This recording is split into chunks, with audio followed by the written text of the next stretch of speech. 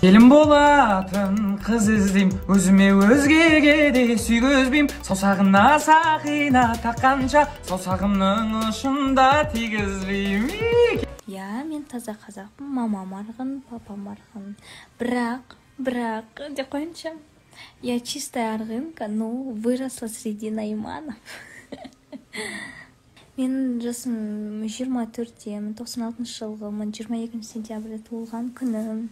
Мен тұрмыс құрмаған, болса аттамаған қызбын, және де Инстаграмда мен салып жүрген, ол менің племяшкам, есімі Амина болады. Негізі екеуміз өтірік жұп болған жоқпыз.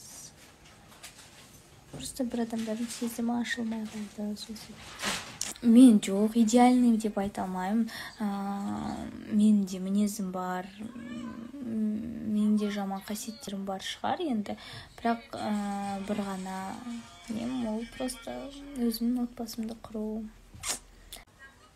Қансышы болып бармайтын шығарсын, үміткер болып барам.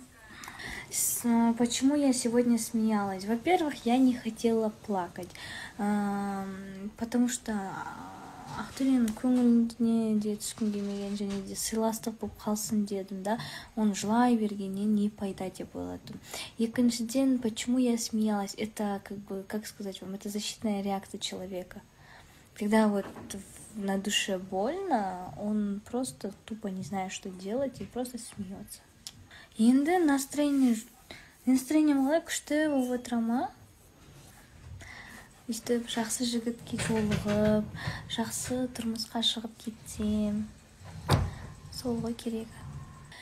Неге қорғаштап отырсын? Себебі ол деген маған менің тарапына жаман нәрсе істеген жоқ, біріншіден.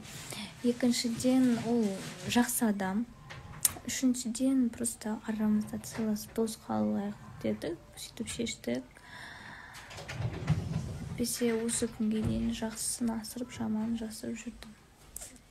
Всем привет! У меня все хорошо, настроение все отлично. Сегодняшний эфир для меня был очень тяжелый, потому что хотя бы какая-то надежда у меня была. Знаете, кто-то песню поет. Алматушечка. Все спрашивают, зачем я в аэропорт приехала. Маму встретили.